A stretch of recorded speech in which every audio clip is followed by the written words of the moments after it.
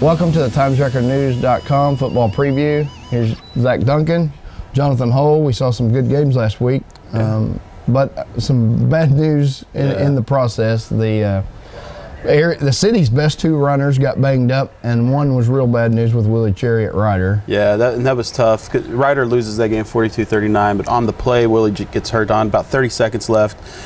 He's got a 5-yard run. He's got a first down. It looks like he's about to break much more. Might be even a game-winning touchdown at the end of that play. And his foot gets clipped back of it, and it causes him to plant funny, and knee buckles. He's done for the year. That's breaking news. Like 2 minutes ago, done for the year. It seemed like it was headed that way ever since Friday. Whenever you have an injury like that, where you're not really touched that badly and you go down, those never seem to come out well.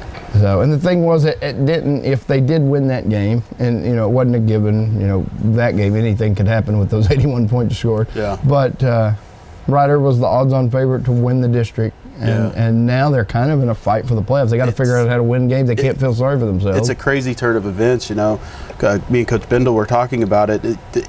If Willie Cherry goes on and scores or has a long run, and they end up scoring on that play, Ryder's the favorite to win the district title. Willie Cherry's the favorite to be the district MVP, and now it's just completely reversed. Yeah, and for I noted the computer projections, which aren't taking into account Willie Cherry's injury. No. They have Ryder favored to go to the quarterfinals and had a shot in that game. So it can change a lot in a hurry. Unfortunately, I've been around, and this has happened to Ryder quite a bit. Ryder quarterbacks. Shavondrick Beaver went down, and they lose him early in district one year. They went on and won that district title, and JT Barrett got hurt. They win that. It's like the third one in the last 6-7 years. Yeah, it seems it's like. Tough.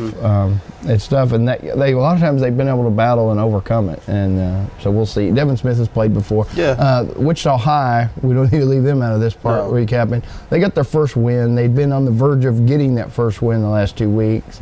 Really played well against Saginaw. Stephen Gaines was a big part of it. He did leave with an ankle injury, and so it's kind of up in the air if he plays this week. Yeah. I think, if I just had to guess, I'd say he probably plays.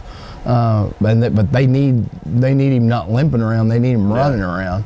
And if they're going to beat Boswell, but it was a good win for the Coyotes. And quickly in 4A, we had 2 1-point games that were as different as 1-point games could be. Iowa Park and Vernon. Yeah, IP's no stranger just to high-scoring games. They beat Bushland 56-55 in a game they really had to have. That was extra points are important for Iowa Park. Yeah, and so 12 touchdowns in that game, and then the opposite, Dalhart Vernon 15-14. Vernon blows a 12-point lead in the fourth quarter of that game. Now Vernon's 0-1. They play Bushland this week, who's 0-2. That's kind of like not quite an eliminator game, but that's a game both teams really need to win. So that district's all pretty competitive, crazy, and And this week is a really, really good area schedule that we're about to get into. Best week of the year for sure. It's about 10 games I think we wish we could go to. It's almost like a playoff week. When we come back, we'll look at 5-5A, and it gets started Thursday night.